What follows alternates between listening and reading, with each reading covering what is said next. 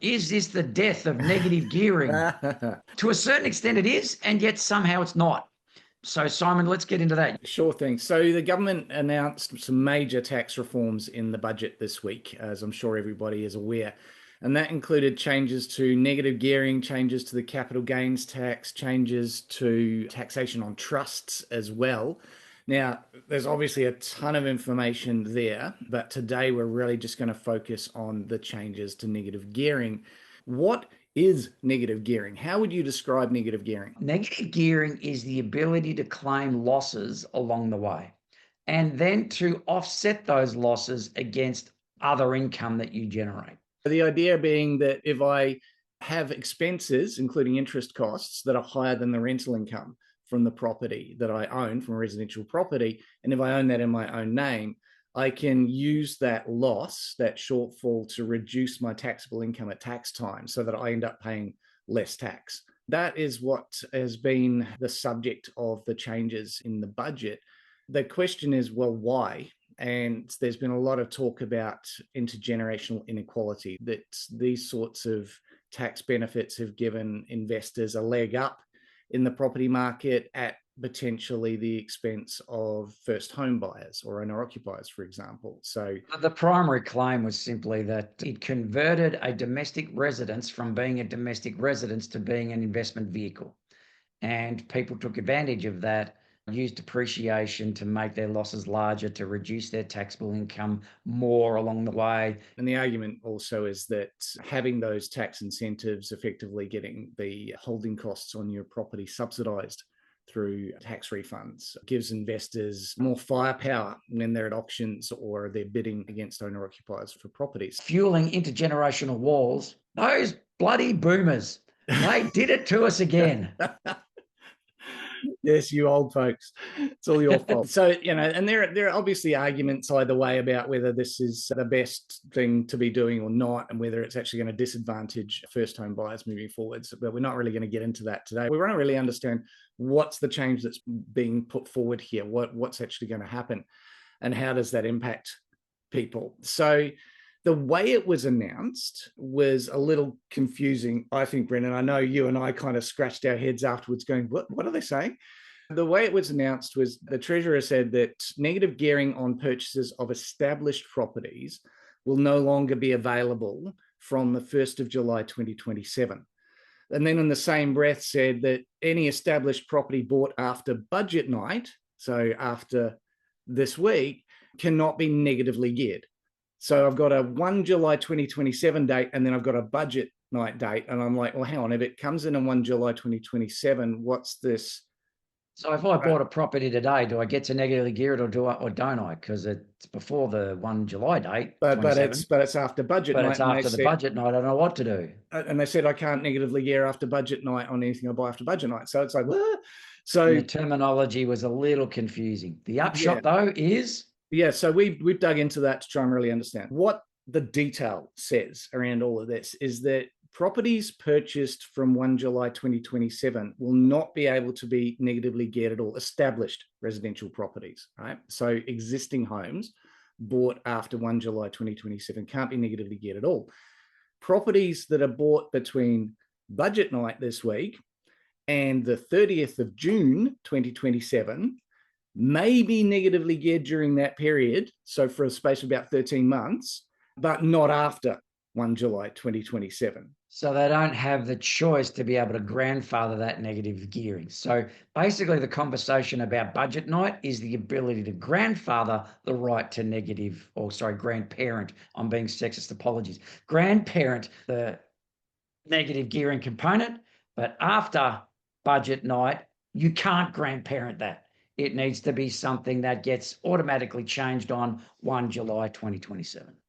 Correct. And why did they do it that way? Well, it appears it was done that way to prevent some sort of last minute rush of investors into the market to try and snap up properties before 1st of July 2027 would kick in, where all of this starts to flow into people's tax returns. And so by saying, well, anything after budget night, this won't apply to post 1 July 2027 anyway, mitigates against that rush, that distortion of the market, whereas otherwise investors might have gone, well, I want one that's going to be grandfathered, I'm going to dive and buy it up now. And that could have pushed up prices and distorted the market for a period of months. Small bubble. Exactly. What does this mean in practice? So properties that have been bought after budget night as established homes, it's not that you can't claim your expenses against your rental income. You can, but you can only deduct those expenses for holding that property against residential property income, not your other income. So if you own the property in your own name and you've got all these expenses, interest, holding costs, property management fees, and so on, you still use those to reduce the rental income for tax purposes. But if you're in a negative position at the end of that, you can't then offset that against your personal income on these established properties bought after budget night. However, you can accumulate those losses over the years. And as time goes on and it becomes positively geared, you can claim those losses against future income. So it's not like the money's lost. It's not like the rights aren't the same. It's not like they're trying to take advantage. It's just that you're going to have to take a lot longer to take advantage of that, as opposed to being able to take advantage in the same financial year. Yeah. Now, something that's in the fine detail here that we need to keep an eye on that's not getting any attention in the media at the moment is that not only do Treasury's budget papers say that the losses can be carried forward and offset against future income, but when they say offset against future income, they also say, and I quote, including capital gains. So that's really interesting, and we'll need to see more detail on how this actually works out. But what that seems to suggest to me is that, okay, if I'm running at a rental loss on my property over a series of years, and then I do eventually sell it later, that accumulated loss, if it's not been soaked up by other income in the meantime, can potentially reduce my capital gains tax, what would otherwise have been my capital gains tax bill. So that's interesting. It makes sense too, because if you are running at a loss and you are running at a loss for a while and you are forced to sell for whatever, then that money which is tied to that property evaporates, that loss evaporates if you're unable to actually take advantage of that loss against capital gains tax claims. So it's quite a smart way to be able to ensure money's not going off into the ether and advantages aren't lost. It appears that they've actually thought that through a bit. Well, we'll see. I think that's optimistic, but we'll see. There's always unintended consequences with all this stuff. But it is interesting because it's a little bit different to what people would be used to as the treatment under the old system, where you generally couldn't claim an income loss against a capital gain as an offset. But because they're changing things up here, it does kind of make sense that you could be able to do that. Let's talk about what is grandfathered or parented. If you look at what is actually being grandfathered, the properties that were owned or under contract at budget night are grandfathered. So if you had already put a contract on a property and then the budget's come out, that property that you already had a contract on is still going to be grandfathered even if you didn't settle on it yet. So those can be negatively geared in future years under the old system until they're sold. And then whoever buys that, if they're an investor, won't get negative gearing advantages on that property anymore. Another thing, and this came out just today on an interview with the housing minister on news radio, she was asked, if I own my own home and I buy another home to move into, and I want to keep my old home as an investment property, can I negatively gear that under the old rules? And the answer is yes, you can. It all comes down to the date that you acquired the property. The purpose of the home is irrelevant in this. If you owned it before budget night and you choose to rent it, no matter what time in the future, you can still negatively gear that property while you own it under your own name. If it works out that it's rental now, and then you move in even after the budget day, you move in and then you rent it out again, it still can be picked up again as a negatively geared property because it was owned by you in your name prior to budget night. So the key criteria for the grandparenting of negative gearing rights is that you owned it prior to the date. And that's it. It is fairly black and white and simple. Yep. You sell it, of course, you lose all privileges on it.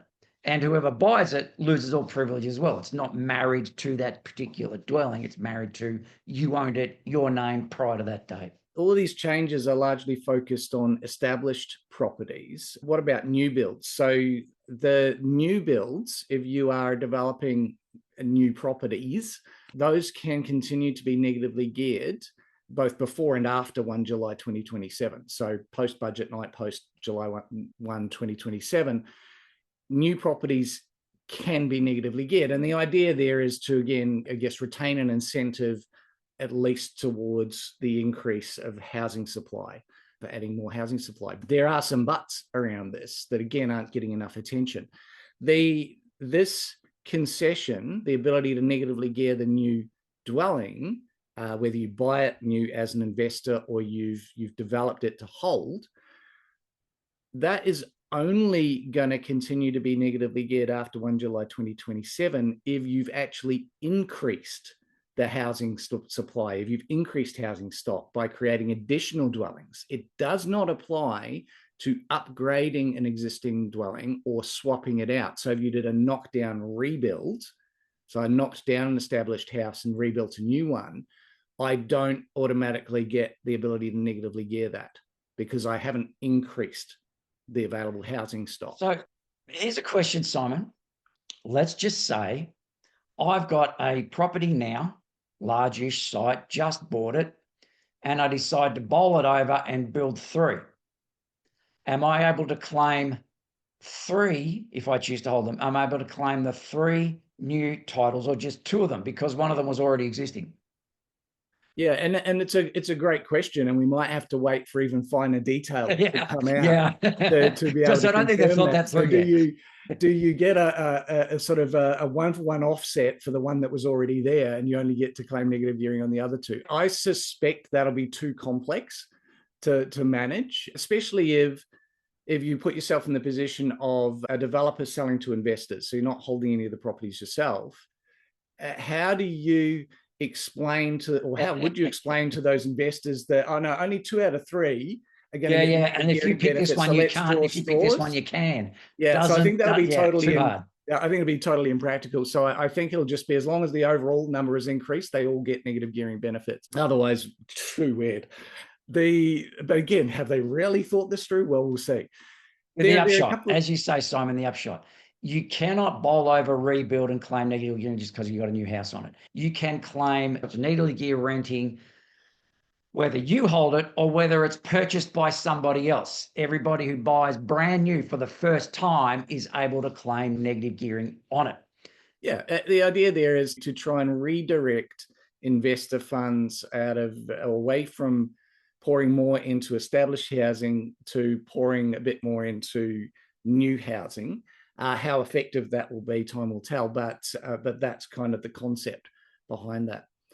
Just one other thing that I think people need to be aware of around all of this as well with the negative gearing changes. They don't apply to commercial property.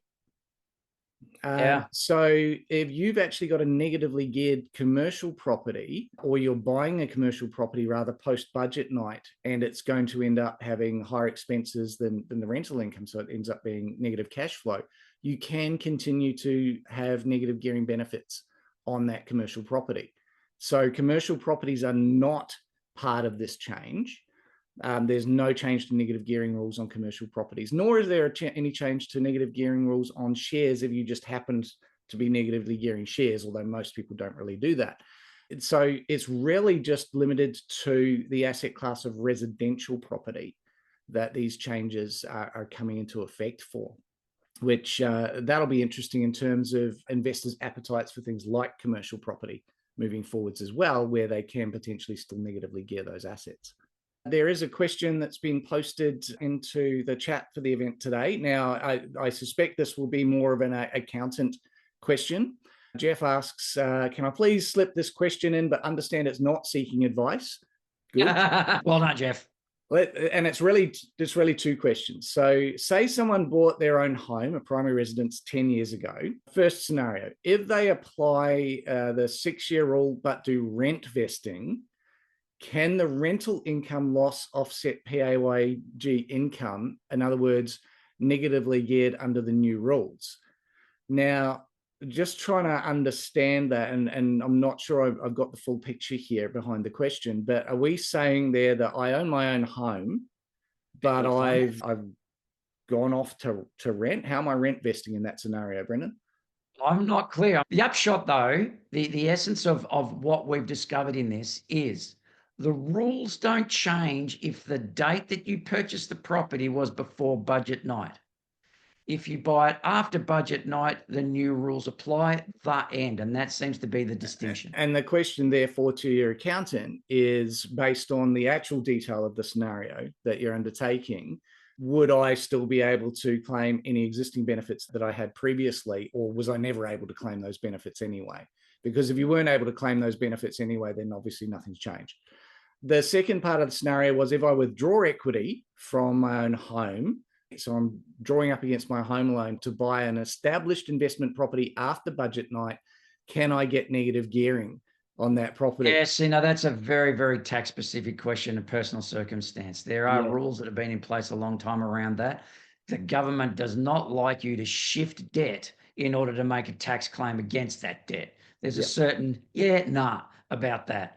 You need to speak to your accountant on that before pursuing that as a model. Correct. But, with the proviso that this is not advice, the scenario you're describing there where the investment property is actually bought after budget night, any income expenses relating to that investment property are probably not going to qualify for negative gearing at all. So regardless of the tax deductibility or otherwise that might have occurred from borrowing against your own home to fund that, you're probably not going to get the negative gearing benefits.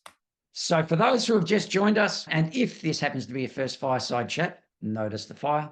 I thank you very much for joining us today. It's been a pleasure to have you join us. Do make sure you've set up your profile, answer that icebreaker question, which makes you visible in the community and helps you to form connections with others in the community as well. Do make sure your notifications are on and RSVP for these events so that you get the reminders for when these events are coming up. And by all means, check out the replays section as well for past Fireside Chats and other webinars and fantastic resources that are now at your fingertips too. But welcome aboard. Guys, we will chat to you next Thursday. Until we meet again, invest wisely. See you guys. See everyone.